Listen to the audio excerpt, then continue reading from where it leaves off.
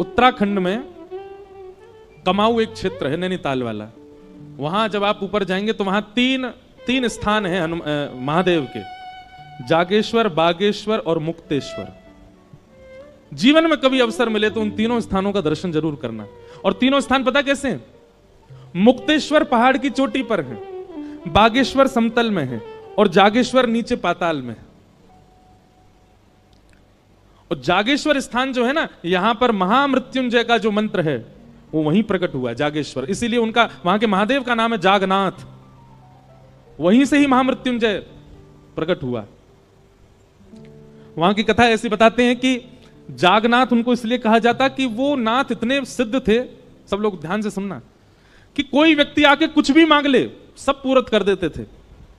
एक बार एक कहीं के राजा ने किसी अच्छे राजा की हिंसा की कामना उनसे की, वो तो सबको आशीष देते थे, बोले तथास्तु।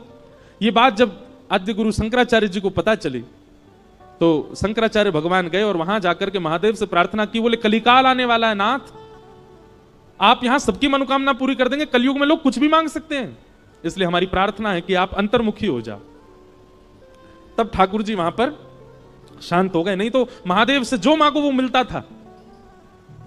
आज भी वहां नियम है, रात्रि 6-7 बजे मंदिर बंद हो जाता है और फिर उसके बाद वहां आप देखेंगे कि दंपति, पति पत्नी अपने हाथ में दिया लिए रात भर खड़े रहते हैं।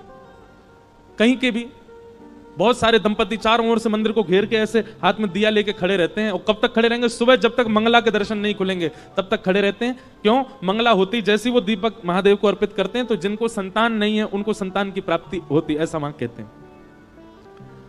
तो रात्रि 12 बज रहे थे, वहां 7-8 बजे ऐसा लगने लगता है कि 1-2 बज गए रात के, इतना शांत है। तो रात्रि 12 बजे मैं उठा, खिड़की खोली तो देखा इतने सारे दंपति खड़े थे, हाथ में दिया लिए।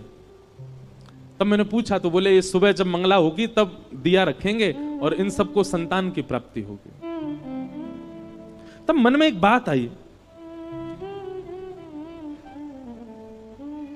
व्यक्ति को पता है कि अगर मैं इन देव के सामने ऐसा कुछ करूंगा तो मैं जो चाहूंगा वो मुझे मिलेगा।